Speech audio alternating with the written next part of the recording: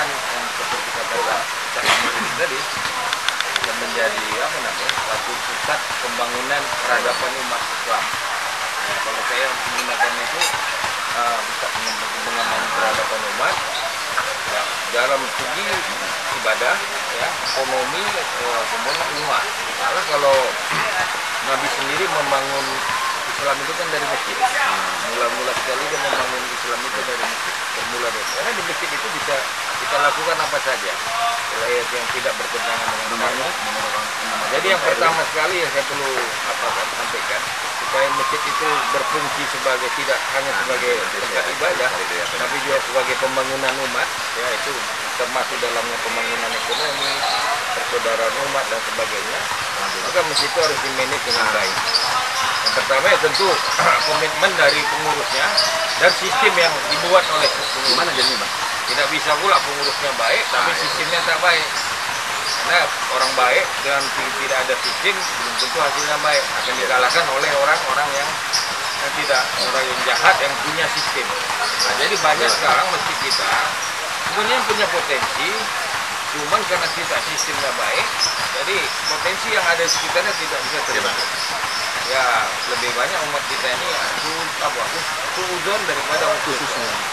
Jadi memang keterbukaan itu boleh, harus dibuat oleh setiap masjid, ya laporan, kalau bisa diaudit, dan setiap masjid pun kalau perlu ada dilaksanakan keuangan itu dengan standar akuntansi yang sederhana, sehingga semua pengeluaran uang itu bisa dipertanggungjawabkan. Tapi sisi yang lain berpikir ya pengalaman-pengalaman kita yang lalu, kita tidak bisa menyerahkan sesuatu itu kepada pengelolaan itu kepada seseorang, kepada satu tim. Kalau dia bentuknya yayasan, tentu yayasan itu sendiri yang akan mengelola itu dengan baik. Kalaupun dia harus mengangkat nazir, ya tidak akan hidup boleh saja. Tapi nazir itu harus dikontrol oleh yayasan. Dia boleh menggunakan uang yang dimintanya berdasarkan anggaran, dan uang itu kembali ke yayasan, tidak boleh dinajir. Ini pengalaman kami di Masjid Al-Jihad dulu begitu. Uang dipegang oleh najir itu, yang mengelola uang sendiri, akhirnya disilap. Silaplah kita bilang, jangan jadi manipulasi, silap ya. Tapi kalau saya lihat dengan pengalaman yang ada hari ini, yang bentuk yayasan, ya dia bisa angkat najir, tapi dia penganggarannya itu melalui yayasan. Jadi najir minta uang kepada yayasan berapa, dan uang yang diterima dikembalikan ke yayasan. Dia dropping sistemnya, DIPA. Dia kalau ada anggaran belanja itu sama apa. Jadi dia tidak megang uang. Nah itu barangkali supaya menghindarkan terjadi ya macam-macam di Najira. Kemudian yang sekarang lagi ada masalah yang agak mengemuka hari ini, ada BKM yang namanya ada bilang Badan Penajiran Masjid, ada Badan Kesejahteraan Masjid, ada bilang Badan Kemakmuran Masjid. Nah, jadi ada peraturan Menteri Agama tahun nomor 54 tahun 2006 itu diterjemahkan salah. Padahal itu yang namanya Badan Kesejahteraan Masjid itu adalah masjid badan semi-resmi yang dibentuk oleh Depak untuk memberdayakan masjid sebagai tempat ibadah dan pembangunan umat. Yang dananya itu dari APBD dan APBN, dan pengurusnya itu pun adalah orang-orang Depak. Nah ini yang diterjemahkan salah. Ini yang perlu kita duduk bersama dengan Depak untuk meluruskan ini. Akibatnya nanti dampaknya luar biasa kepada masjid-masjid yang sudah bagus. Apalagi jangankan kita mau bangun masjid yang tadi sebagai pusat pengembangan umat, pembangunan umat, ini penghancuran jadinya. Jadi masjid ini jadi malu kita istilahnya. Jadi masjid berebut, pengurus masjid berebut kemana-mana. BKM juga begitu kan. Jadi BKM itu boleh saja dibentuk yang bagi yang belum punya badan pengurusnya, belum ada yayasannya. Dulu saya tahu begitu. Kalau masyarakat punya, dibentuk rame-rame oleh masyarakat, komunitas, buat BKM-nya. Kalau dia tidak buka yayasan, tapi kalau yang berapa masjid itu dibentuk oleh yayasannya yang masa lalu itu bentuknya yayasan. Jelas-jelas itu seperti di Masjid Al-Jihad sendiri itu akte pertama itu ketua dan setiausaha atau sekretaris itu adalah najir. Jadi disebutkan. Jadi Badan Wakaf juga Pak Kasim Kio juga mengatakan kalau dia pun tanah wakaf ya najirnya siapa? Kalau dia bentuknya yayasan, ya yayasan. Tidak ada yang bilang kalau wakaf mesti BKM. Nah inilah penyesatan informasi yang diterima oleh masyarakat umat Islam hari ini di beberapa masjid ini terjadi. Ini kalau ini tanah wakaf mesti BKM, tidak boleh yayasan. Padahal salah satu harta kekayaan yayasan itu menurut undang-undang yayasan adalah wakaf. Ya, jadi dia boleh jadi najir, kenapa tidak? Jadi pada prinsipnya mengelola masjid saya pikir ya selain pengurusnya punya niat yang baik sebagai pelayan rumah Allah, dia punya sistem yang baik, tapi pemerintah juga harus hati-hati lah mengeluarkan peraturan ini sehingga pengembangan masjid ini bisa kondusif. Kalau masjidnya bagus, pengurusnya bagus, sistem bagus, tapi ada peraturan yang tidak bagus, ya sama saja. Ya. Ini akan terhambat. Jangankan kita mau maju, mundur, kita diam saja udah tergila sekarang. Saya nggak tahu ada apa di balik ini semua. Ini apakah ini bentuk ekspresi dinamika umat Islam atau memang ya terbentuk sendiri atau ada di balik ini semua. Nah, ini perlu kita lanjutkan. Ini perlu kita diskusikan panjang supaya ini jangan kita yang sudah bina itu masjid baik-baik, tempat saudara itu baik dihancurkan dengan satu peraturan yang sederhana yang salah interpretasi. Saya pikir menteri pun bukan begitu maksudnya dulu. Nah, itu kan di bawah barangkali implementasi yang kurang kurang mengerti apa bentuk apa maksud daripada peraturan itu. Penafsiran tadi ya. Penafsiran terhadap peraturan itu. Ya tadi barangkali kalau salah pun misalnya satu mengelola masjid ya dihukum, tapi jangan semua dihancurkan kan begitu. Kita nggak suka. Jadi membangun masjid itu tidak mudah karena kita selain kita bertanggung jawab sama jemaah, kita bertanggung jawab sama Allah kan gitu. Cuman ya barangkali rewardnya pun lumayan lah. Kita membangun masjid, kita merawat masjid, kita bisa sama dengan membangun masjid yang akhirat nanti. Karena dalam surga. Itu barangkali. Saya sebentar dikit. Jadi menyambung yang dibilang Pak Rektor tadi itu, bahwa masjid adalah rumah ibadah, tempat menyembah Allah, khususnya ibadah salat plus, ya kan? Ya. Potensinya sangat besar bahwa dengan ibadah sholat yang afdolnya itu adalah berjamaah, lalu tempat berjamaah yang sangat dikenal itu adalah masjid, bagaimana Rasul membangun masjid di Kuba, di Madinah, Masjid Nabawi. Lalu manajemen kepengurusannya itu kan tentu dimaksudkan adalah untuk kemakmuran masjid dalam arti pemberdayaan potensi masjid itu supaya memberikan manfaat kepada umat. Nah, kalau di manajemen ini saja pun kita umat Islam sudah tidak harmonis, kan usahakan dulu hasilnya. Pekerjaan kita mungkin nanti akan terhambat kalau tidak rusak gitu ya. Di surah At-Taubah ayat 18 itu kan ada memang Allah menegaskan bahwa ciri-ciri orang yang memakmurkan masjid itu 3. Pertama, beriman kepada Allah, lalu beriman kepada Rasul, dan takut akan hari akhirat. Itu artinya takut dosa. Nah, kalau prinsip ini ada pada umat maupun pengurus masjid, maka masjid akan menjadi kekuatan yang hebat secara fisik, tetapi untuk umat yang ada di masjid itu yang tentu sangat heterogen yang datang itu sesuai dengan latar belakang ekonomi pendidikan. Menurut saya inilah dia markas umat Islam yang begitu hebat bisa membuat umat Islam itu kuat baik di bidang ekonomi, di bidang politik. Contohnya kita kalau mau menyampaikan maklumat, ngumpulin orang, tunggu aja Jumat, sampaikan.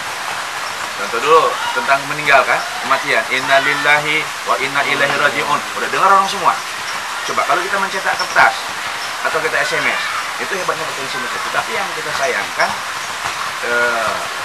umat yang sangat tulus datang ke masjid untuk beribadah kepada Allah kadang-kadang merasa heran. Nah, heran kenapa masjid sekarang ini kok jadi dalam tanda petik rebutan. Ada apa gitu kan? Tadi Pak Rektor bilang mungkin misinterpretasi dari apa yang dikatakan dari Menteri Agama tadi itu, ada surat itu. Yang kedua, kita harus hilangkan pemikiran-pemikiran yang tidak sesuai dengan ayat 18 surah At-Taubah itu. Orang yang memakmur masjid itu ialah orang yang beriman kepada Allah, beriman kepada Rasul dan hari akhirat, dan takut kepada hari akhirat dalam arti dosa-dosanya. Nah, yang kedua, potensi masjid itu kan juga kalau kembali kepada sejarah, dia kan tidak hanya untuk ibadah, untuk halaqah menuntut ilmu. Kekuatan kita kan ilmu, Bang. Kalau pada pembicaraan awal tempoh hari kita mengatakan SDM itu harus kita bangun dengan istilahnya memberikan ilmu, mereka yang tidak punya sekolah formal pun masjid itu tempat menuntut ilmu. Betul, Pak? Berapa banyak imam-imam kita dulu yang belajar ke Makkah, mereka belajar itu di masjid-masjid. Sampai hari ini itu di Al-Azhar Kairo ada dua macam. Ada orang sekolah di Universitas Al-Azhar, ada yang dia menerima pelajaran di Masjid Al-Azhar. Sama-sama dari Kairo, tapi yang ini akademisi, yang ini adalah otodidak ilmu. Gitu. Jadi kalau kekuatan umat itu dibangun dari ilmu, masjid juga bisa memberikan tempat dan fasilitas untuk orang untuk ilmu karena adanya salat. Nah, yang ketiga, tadi sudah ceritakan bahwa potensi ekonomi itu, orang kan kalau sudah namanya berinfak untuk masjid itu nggak tanggung-tanggung. Lalu saya bilang begini, ekonomi infak di Medan ini setahu saya di bulan Ramadan paling tidak itu ada 700 mubaligh keluar. Ulangi, ada 700 khatib yang khotbah. Berarti ada 700 masjid atau musola. Kalau ada 700 masjid di Medan, lalu mereka punya uang stok di kenajiran itu, bilang dulu 10 juta, Bang, ya. 10 juta kali 700 masjid, kalau itu diberdayakan untuk ekonomi, saya nanya-nanya sama kawan-kawan itu, berapa biaya bikin Indomaret itu? Sebanyak lagi nanti kerper-kerper yang lain. Kalau 10 juta saja uang dari kenajiran itu, lalu kita bikin konsorsium kegiatan ekonomi, katakanlah untuk pertama kita bikin dulu Indomaret atau koperasi Masjid Al-Jihad di sampingnya, nanti bulan depannya segitu, udah berapa yang bisa kita bikin? 10 juta saja yang disisihkan dari itu untuk ekonominya, kali 700, aku nggak panding ngalikannya, 700 kali 10 juta itu berapa tuh duitnya itu kan? 7M lebih ya? itu dari saya, dari abang. Kita sebentar ke atas, kami mau kasih bukti. Tapi ini Bang, tadi yang tadi markonya tadi ini apa kira-kira? Dari apa? Kan baru kami dua. Abang udah sepakat itu, jadi mau komentar. Tapi ada satu saya tambahkan. Saya juga jadi ada satu fenomena yang meresahkan. Orang semakin banyak ibadahnya. Allah kan kita Allah kan Nabi cerita, kita disuruh bersujud. Ya, betul ya. Kenapa orang lebih banyak yang banyakkan ibadah yang sering bersujud? Karena saya lupa saya baca buku Imam Ghazali. Semua sia-sialah ibadah itu bagi orang-orang yang membangga-banggakan ibadahnya. Nah, barangkali tadi itu, apakah memang ibadahnya demikian itu? Kita heran itu jemaah-jemaah katanya dia setiap hari duduk di situ, dia pun heran nggak bekerja. Kita heran itu yang jemaah. Tapi umumnya yang saya lihat orang-orang seperti itu tidak elegan dalam rangka menegakkan kebenaran itu, tapi dengan cara yang lebih banyak bersangka buruk. Nah, kita kasih penerangan ini nggak mau terima. Nah, ini barangkali tantangan nama kita, karena terus terang beda pembangunan Islam, pembangunan menurut Islam dengan pembangunan menurut terminologi modern sekarang. Kalau pembangunan menurut modern itu adalah pembangunan ekonomi. Kalau Islam pembangunan manusia. Nah, jadi kalau masjid itu harusnya manusia dibangun. Ya, termasuk semua, mulai dari pengurus sampai jemaah. Di situ deh siapa tracingnya. Nah, jadi jangan kita bawa ke paham kapital bahwa pembangunan adalah pembangunan ekonomi. Tapi kalau manusia tidak dibangun, ini nggak ada apa-apa ekonomi. Nah, itulah maka terjadi tadi yang miskin makin miskin, kaya makin kaya. Itu pendekatan kapitalis. Tapi pembangunan Islam tidak seperti itu. Inilah tantangan. Bagaimana masjid bisa melahirkan sistem seperti ini pada seluruh jemaahnya dan pengurusnya. Ini barangkali kalau ini bisa dikembangkan, umat Islam ini besar. Jadi tidak ada lagi, kita lihat kalau apa namanya masjid yang marginalkan, masyarakat Islam yang miskin lebih banyak daripada masyarakat lain, meninggalnya mengurangi kemiskinan bisa dilakukan dengan cara itu. Bina. Jadi orang miskin itu ya kalau namanya miskin, fakir karena dia terlalu mengkonsumsi mengkonsumsi yang terlalu banyak uangnya. Tapi kalau dia makan apa adanya, dia tidak fakir, misalnya miskin. Kalau miskin bisa jadi tidak miskin. Nah, itu apa? Dia mencukupkan apa yang dimakannya. Qanaah dia. Qanaah. Nah, itulah itu prinsip Islam. Dia nggak miskin jadi. Nah, cuman karena kita menganut kapitalis, jadi kita miskin. Nah, itulah tantangan yang akan datang. Kita diskusi terus. Iya. Yuk kita kata sudah ya. Bang Sepeda saya kata ya.